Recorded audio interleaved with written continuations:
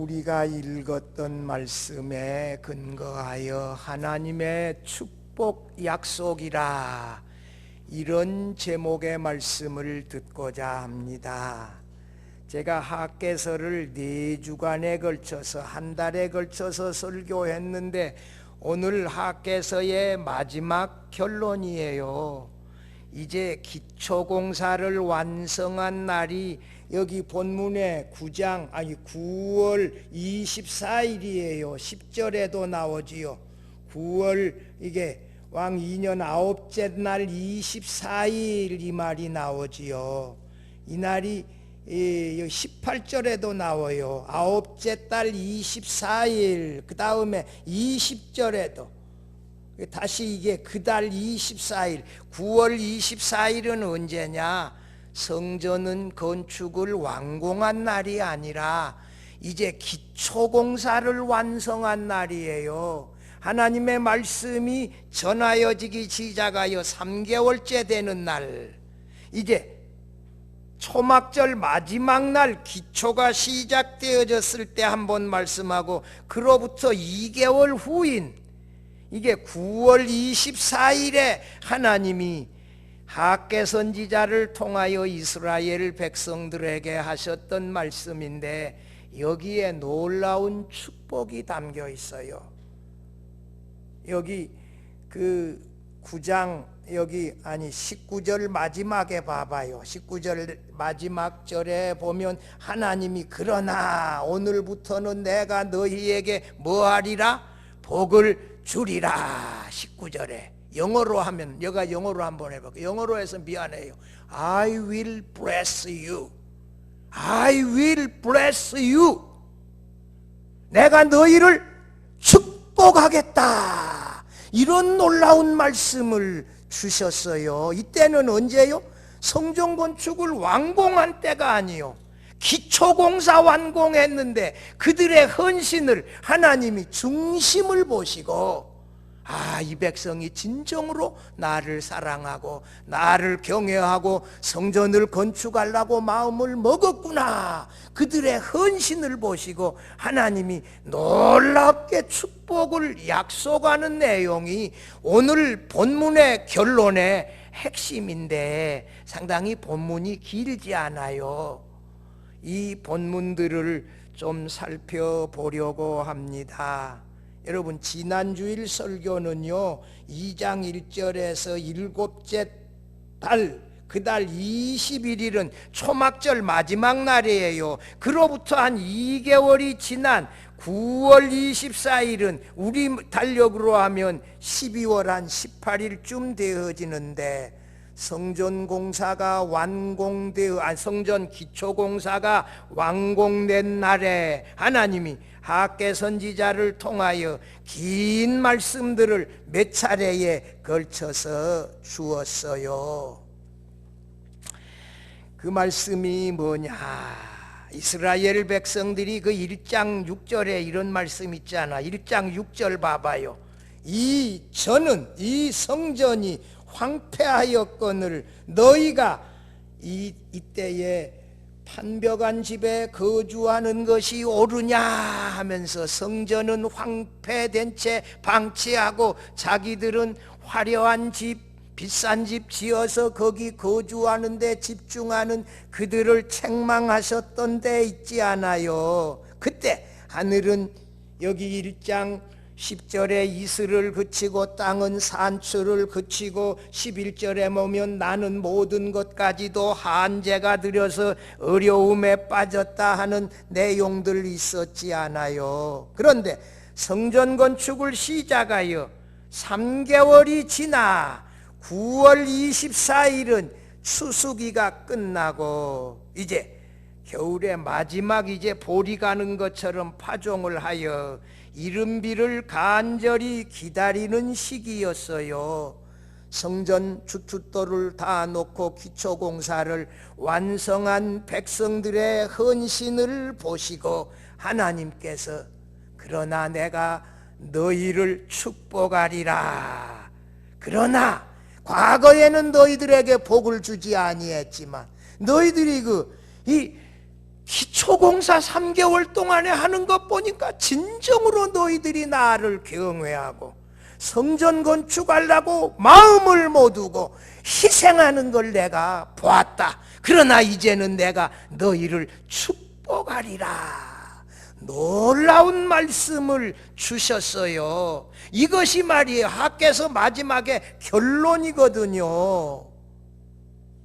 오늘 이 말씀 살펴보려고 그래요. 하나님은 바벨론 포로에서 돌아온 남은 모든 백성들이 스룹바벨 대제사장의 지시와 또 이 대제사장 여호수아의 지도를 받아 스룹바벨 성전 건축에 헌신하는 모습을 하나님이 보셨어요. 그리고 이런 놀라운 축복의 약속을 주셨지요. 뿐만 아니라 23절 보면 이 스룹바벨을 향하여 내가 너를 세우고 택하여 너를 나의 인장반지로 삼았다. 또 이런 놀라운 축복도 주셨는데요. 이것은 스룹바벨이 이 성전 건축을 완공하는 그 스룹바벨의 헌신을 보시고 그를 메시아의 예표로 세웠다는 거예요. 그의 그 헌신을 하나님이 얼마나 중심을 보셨으면 스룹바벨아 내가 너를 나의 인장반지로 삼았다. 이런 놀라운 축복을 주셨는데 이 말씀 살펴보며 함께 도전을 받고 은혜를 나누고자 합니다. 첫째로 사람이 의식으로 거룩해질 수 없다는 것이에요. 현대인의 성경이 우리말 개역 개정보다도 더 쉽게 번역을 해놔서 제가 소개해요. 여러 성경을 제가 보거든요. 그리고 가능하면 쉬운 성경을 소개하려고 그래요. 거기 보니까 다리우스 황제, 다리오 왕을 이 현대인에 번역할 때는 다리우스로 번역해요. 2년 9월 24일에 여호와께서 예언자, 선지자를 여기는 뭐라고? 예언자 학개에게 말씀하셨다. 전능한 나 여호와가 말한다. 너는 율법에 대하여 제사장에게 이렇게 물어보이라.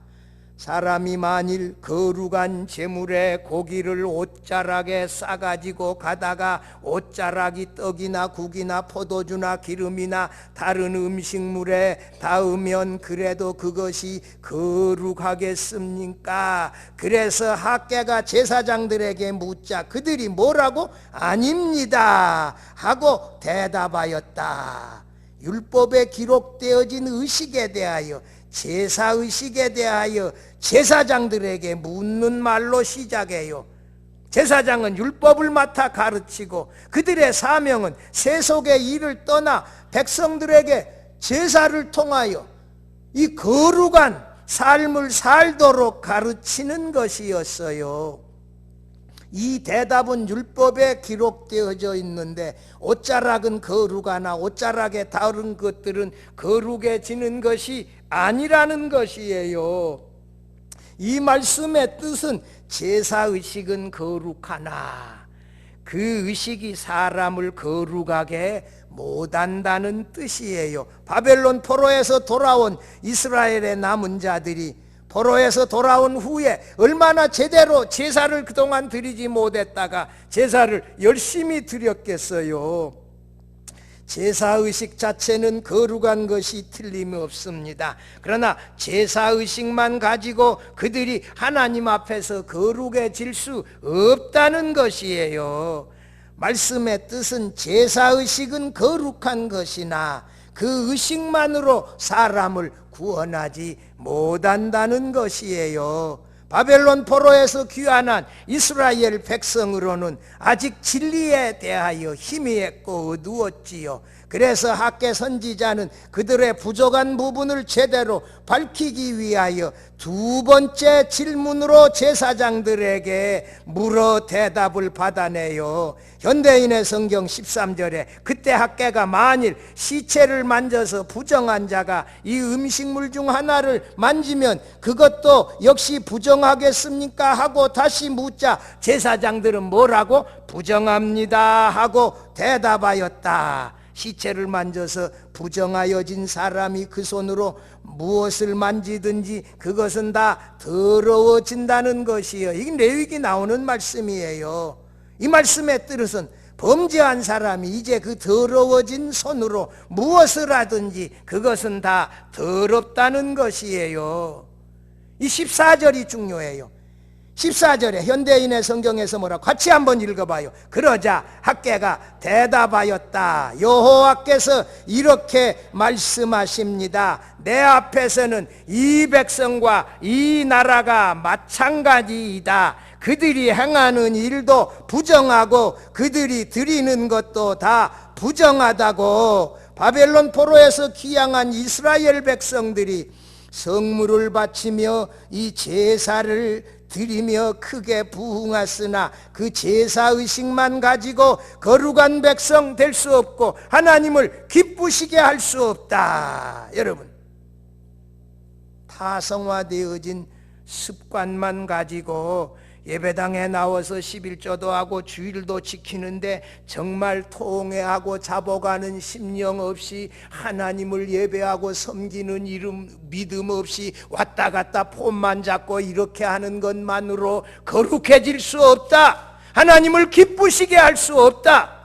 하나님이 우리 마음의 중심에 하나님을 섬기는 마음으로 진정으로 나를 돌아보고 허물과 죄를 살피고 그리스도의 십자가의 보혈을 믿으면서 나와서 영과 진리로 예배하는 이 예배를 하나님이 받으시고 우리를 거룩하게 여기신다는 사실입니다. 진정으로 하나님을 예배하고 섬기는 마음으로 하나님을 예배하고 섬길 수 있기를 바랍니다. 둘째로, 하나님은 성전 건축에 집중한 사람들에게 축복을 약속하셨습니다. 학개 선지자는 이스라엘 백성들에게 그동안 성전을 황폐한 채 방치한 잘못된 신앙의 회개를 촉구하는 말씀이 15절에서 17절 말씀이에요. 현대인의 성경 15절 17절까지 보면 이제 너희는 성전 재건 공사를 시작하기 전에 있었던 일을 잘 생각해 보아라. 그때 너희는 곡식 몇 석을 기대했다고? 20석을 기대하고 갔으나 몇 석뿐이다? 10석뿐이었으며 포도주 50통을 기르려고 포도주 틀러 갔으나 20통뿐이었다. 너희가 기르는 모든 것이 내가 뜨거운 바람과 곰팡이와 우박으로 쳤으나 너희는 나에게 돌아오지 않았다. 과거에 그들이 열심히 수고했는데 거두지 못한 것은 진정으로 하나님께 돌아오지 아니했다. 회개하여 진정으로 하나님을 경외하며 섬기지 아니했다는 말씀이거든요. 이 현대인의 성경은 성전 재건 공사를 시작하기 전이라고 번역했고, 개역개정 성경은 뭐라고요? 성전의 돌이 돌 위에 놓이지 않았던 때라고 번역했고 그랬는데, 이 1장 6절 우리가 조금 전에도 읽었는데 이 말의 뜻은 뭐예요? 성전은 황폐되어졌는데 너희의 집은, 너희는 판벽한 집을 지어 사는 때에 이스라엘 백성이 손으로 하던 모든 일에 하나님이 곰팡이와 우박으로 쳐서 도무지 제대로 거둘 수 없었다는 것이에요. 그래서 그들은 경제적인 어려움으로 고통을 당하고 이 슬픔 속에서 울며 보내야 했습니다. 그러나 성전 재건 공사를 시작하고 9월 24일 이제 기초공사를 완성한 날에 하나님께서 이스라엘 백성들에게 놀라운 축복을 약속하셨어요. 그러나 내가 너희를 축복하리라, 이런 약속하셨잖아요. 현대인의 성경 18절 19절 제가 읽어볼게요. 오늘은 9월 24일 곧 성전 기초공사를 뭐한 날이다? 완성한 날이다.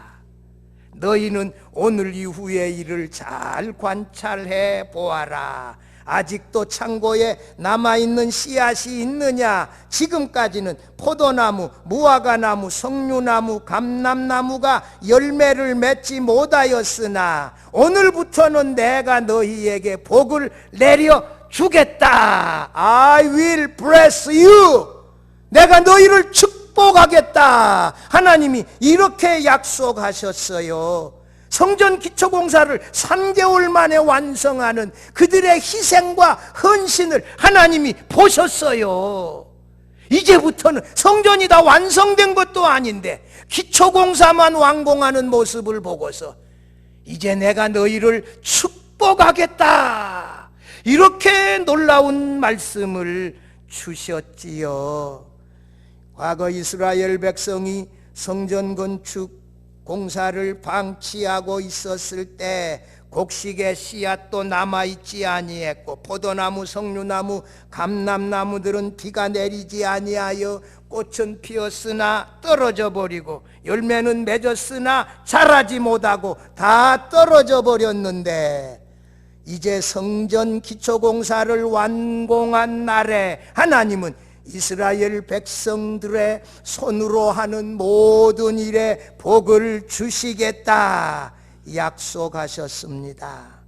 성전 건축 공사에 회개하는 마음으로 희생하며 헌신했을 때 하나님은 그들의 마음 중심을 보시고 놀랍게 축복을 약속하셨습니다. 9월 24일은 우리 달력으로 12월 18일 이제 가을 거지 다 하고 겨울에 보리 심듯이 파종해 놓고 비가 오기를 기다리는 때요. 비가 와야 어떻게 되어져요? 싹이 날 거 아니에요. 또 늦은 비가 와야 꽃이 피고 계속 비가 와야 그게 열매가 맺혀서 계속해서 자랄 거 아니에요. 이제부터는 너희에게 비를 주겠다. 앞에서는 이슬까지도 그쳤다 그러지 않았어요? 이제는 하나님이 비를 주셔서 놀라운 축복을 주셔서 많은 것을 거두게 하겠다. 근데 내가 너희를 축복하겠다라고 하는 말씀은요, 단순히 곡식 많이 거두겠다, 과일 많이 거두겠다는 것만 아니에요. 그 1장 2장에 우리가 살폈어요. 내가 너희와 함께 하겠다, 그런 약속이고 뿐만 아니라 너희는 아직도 내 언약의 백성으로 내가 여기겠다. 우리를 하나님의 새 언약의 백성으로 여기고 사랑해 주시겠다. 그 다음에 또 뭐 했어요? 내가 너희에게 내 영을 부어주리라. 성령을 부어주시겠다 그러지 않았어요? 제가 지난번에 신명기 설교하면서 말씀드렸는데 성막을 건축하는데 하나님이 모세를 통하여 설계 도면을 그려준 것도 아니고 말로만 했는데 그걸 어떻게 하냐고요. 근데 하나님이 유다 지파의 부사렐에게 성령을 충만하게 주어서 금과 은으로 만드는 이 모든 것을 다 제작해서 다 만들게 하고, 오홀리아 예배, 단지파의 오홀리아 예배에는 나무로 조각하는 거, 수 넣는 거, 이런 것들을 다 듣기만 해도 다 알고 하도록 해서 성막을 건축하게 했다. 여러분, 스룹바벨 성전을 건축할 때 뭐가 필요해요? 지혜가 필요해요. 그래서 하나님이 그들에게 뭘 주겠다고? 내 영을 너희에게 부어주시겠다. 여러분, 예배당 건축하는데 우리 모두에게 뭐가 필요해요? 성령의 충만이 필요해요. 하나님의 지혜가 필요해요. 그래야 이게 가능한 거거든요. 그래서 하늘과 땅이 진동하도록 하나님이 임재하여 솔로몬의 영광보다도 더 큰 충만한 영광으로 너희와 함께 하시겠다. 이런 축복들, 곡식과 과일에 넘쳐나는 복을 주시겠다. 이런 모든 것들이 다 포함되어져 있어요. 내가 너희에게 축복하리라, 이 말씀 말이요. 이 놀라운 말씀이요. 하나님이 우리 마음의 중심에 정말 하나님을 사랑하고 주의 몸된 교회의 이 새 예배당 건축을 위하여 형편닿는 대로 최선을 다하여 희생하며 헌신하려고 할 때 하나님이 그들의 중심을 보시고, 그러나 내가 너희를 축복하리라, 이 약속이 내게 주시는, 우리 모두에게 주시는 하나님의 말씀으로 받을 수 있기를 바랍니다. 놀라운 축복의 말씀이에요. 셋째로, 하나님은 수룹바벨을 손의 인장으로 사용해 주시겠다고 약속하셨어요.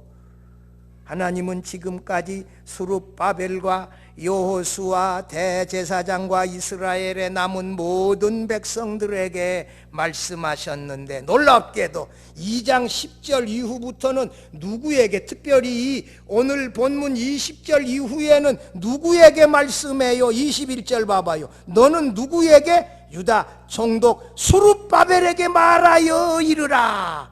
여호수아도 없어요. 남은 모든 백성도 없어요. 특별히 누구? 수룹바벨에게만 말하라. 여기에 놀라운 의미가 있어요.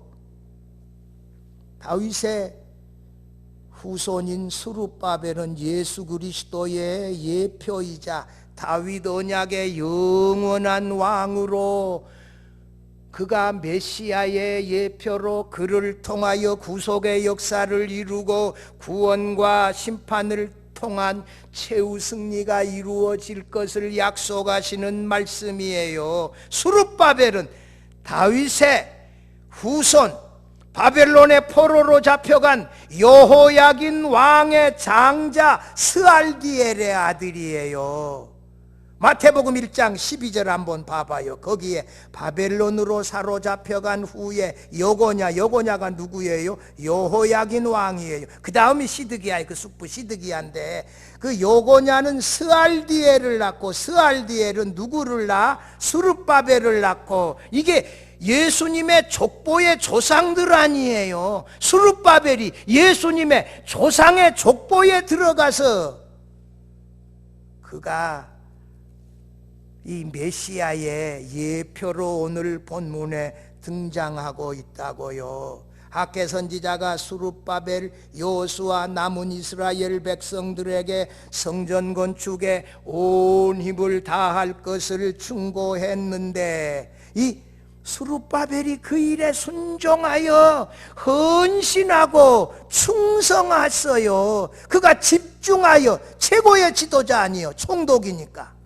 그가 집중하여 헌신했는데, 그가 메시아의 예표로 하나님이 축복하셨어요. 현대인의 성경 20절 22절에 보면 그날이 어제요? 9월 24일에 여호와께서 다시 학개에게 말씀하셨다. 너는 유다 총독 수룹바벨에게 이렇게 말하라. 내가 하늘과 땅을 진동시키며 여러 나라의 왕위를 뒤엎고 그 권력을 무너뜨리며 전차와 전차병을 엎어버리겠다. 말과 기병들이 서로 친 칼날에 쓰러질 것이다.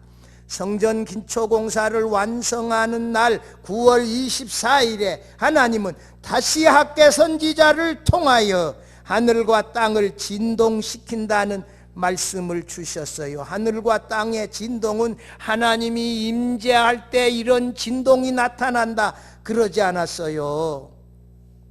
2장 7절에도 하늘과 땅의 진동은 이미 하나님이 성전에 임재하여 거하심으로 솔로몬의 그 영광스러운 성전의 영광보다도 작고 초라한 이 수룹바벨 성전의 영광이 이전보다 더 크다. 여러분, 성전에 있어서, 예배당에 있어서 중요한 것은 뭐다? 하나님이 임재하여 거하시는 것이다. 이런 말씀 했지 않아요? 그런데 다윗의 후손 수룹바벨에게서 메시아가 오셔서 원수들인 열국을 심판하되 열국의 모든 왕위를 남김없이 엎어버리고 그들의 모든 군대를 엎드러뜨리는 이 메시아의 날이 이루어질 것이다 예언하고 있습니다. 스룹바벨의 후손에서 메시아가 오셔서 종말론적인 심판을 반드시 이루어내실 것이라고 예언하는 말씀이에요. 23절 같이 한번 읽어봐요. 만군의 여호와가 말하노라. 스알디엘의 아들 내 종 스룹바벨아, 여호와가 말하노라. 그날에 내가 너를 세우고 너를 인장으로 삼으리니 내가 너를 택하였음이니라. 만군의 여호와의 말이니라 하시니라. 아멘. 그 초기에 만들어진 배너라고 하는 영화 보면 주다 배너가 그 배후에서 왕군이 그 장군이 진 줄 알고 죽으려고 할 때 가서 이게 사슬로 묶어가지고 건졌는데 그 전쟁에서 로마가 승리했지 않아요. 그래서 로마로 입성할 때 그 장군 뒤에서 따라서 와가지고 장군이 그 주다 배너를 자신의 아들로 삼아 자기 인장 반지를 손에다 끼워주지 않아요. 그 반지가 있으면 뭐예요? 이 사람의 상속자다 이거요. 아들이다라고 하는 증거가 인장 반지거든요. 그 인장 반지로 삼아 주셨다는 거예요. 그 다음에 스룹바벨을 내 종이라. 킹제임스 버전에서는 My servant 이렇게 해석했는데요. 하나님이 스룹바벨을 내 종으로 세웠고 내 종으로 선택하였고 하나님의 인장반지로 삼아 주셨다. 그를 이 성전 건축에 헌신하는 스룹바벨을 하나님이 귀하게 여겨서 하나님의 인장반지로 삼아 장차 오실 메시아 다윗의 후손에서 오실 영원한 왕의 모습으로 말씀하고 있어요. 다윗의 후손 스룹바벨이 현재 유다 총독으로 예루살렘을 성전 건축하고 있지만 그가 장차 하나님의 구속 역사를 이루실 하나님의 종 메시아로 하나님이 택하였다. 하나님께서 스룹바벨을 택하여 하나님의 인장반지로 사용하시겠다고 했어요. 예레미야 22장 24절 25절 제가 읽어볼게요. 여호와의 말씀이니라. 나의 삶으로 맹세하노니 유다왕 여호야김의 아들 고니야가 그 여호야긴이에요. 나의 오른손에 인장반지라 할지라도 내가 빼어 내 생명을 찾는 자의 손과 내가 두려워하는 자의 손 곧 바벨론 왕 느부갓네살의 손과 갈대아인의 손에 줄 것이라. 유다왕 여호야긴이 이 우상 숭배에 빠져서 하나님 제대로 숭배하지 아니할 때 바벨론 느부갓네살 왕에게 넘겨버렸다는 거거든요. 그런데 여호야긴의 손자 스룹바벨 총독을 하나님이 그의 그 성전 건축하는 이 믿음, 희생, 헌신을 보시고 사랑하여 하나님의 손에 끼어진 인장반지로 삼았다고 했습니다. 스룹바벨이 다윗의 후손에서 나실 예수 그리스도의 예표로 말씀하고 있습니다. 하나님께서 이 성전 건축에 헌신하는 이 스룹바벨 총독을 하나님의 종이자 하나님의 손에 인장반지로 삼아 메시아의 모형으로 말씀하고 있습니다. 이스라엘 백성들이 성전 건축을 이루어내시는 스룹바벨 총독을 통하여 그의 후손에게서 장차 메시아가 나실 것을 보고 믿게 하셨어요. 이것은 장차 성전의 완성자가 예수 그리스도이시라고 하는 사실도 보게 하고자 함이었어요.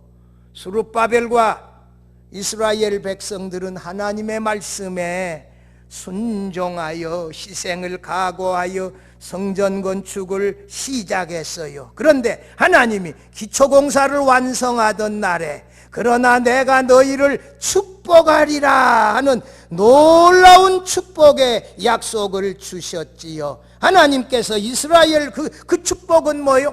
하나님이 이스라엘 백성들과 함께해 주셨고 그들을 계속해서 우상 숭배하고 죄악에 빠졌지만 언약 백성으로 인정해 주셨고 성령을 그들에게 부어 주셨고 풍성한 추수를 약속하셨고 메시아의 약속까지 주셨어요. 이 축복은 단순히 물질적인 것만이 아니에요.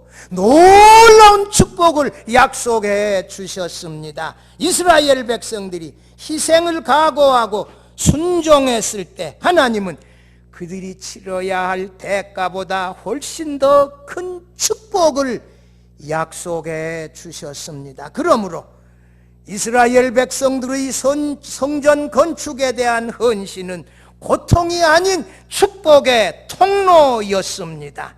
이것이 바로 하나님의 일에 대한 원리이기도 해요.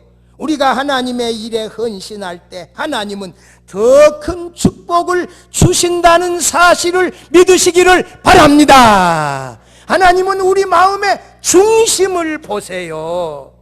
3개월 동안에 온 백성들이 헌신하여 이 기초공사에 희생하며 헌신하며 집중하는 것을 하나님이 보셨어요. 우리가 하나님의 일에 헌신할 때 하나님은 더 큰 축복을 주신다는 사실입니다. 우리가 하나님을 섬기는 것이 엄청난 개인적인 희생을 요구하는 것으로 생각하지만 실제로 하나님께서 담내로 우리에게 주시는 축복에 비하면 전혀 희생이라고 할 수 없고 오히려 엄청난 이익을 남기는 투자이다라는 사실입니다. 이것이 이 희생과 헌신에 담겨 있는 축복의 비밀이고 하나님께서 우리에게 희생을 요구하실 때 흔쾌히 응답하여 순종하는 성도들에게 놀라운 축복을 주신다는 사실입니다. 사랑하는 성도 여러분, 새예배당 건축을 앞두고 제가 학개서를 4주간에 걸쳐서 강해 선교하며 말씀 들었습니다. 제가 하나님이 학개 선지자를 통하여 주시고자 하는 말씀을 설교하라고 그랬어요. 새 예배당 건축이 우리 생애에 가장 축복된 이 시점임을 알고 우리 모두가 동참하고 헌신하여 우리의 희생이 오히려 하나님이 우리에게 주시는 축복의 통로가 되어질 수 있기를 바랍니다. 새예배당 건축에 헌신하는 우리 성도들에게 하나님이 우리와 함께 해주시고 하나님이 우리를 언약 백성으로 인도해 주시고 우리에게 성령의 충만함을 주시고 놀라운 추수를 거두게 하시는 축복과 이 메시아의 임재에 대한 놀라운 믿음을 주신다는 사실을 믿으면서 우리 모두가 이 귀한 일에 순종하여 동참하여 헌신할 수 있기를 주의 이름으로 축원합니다.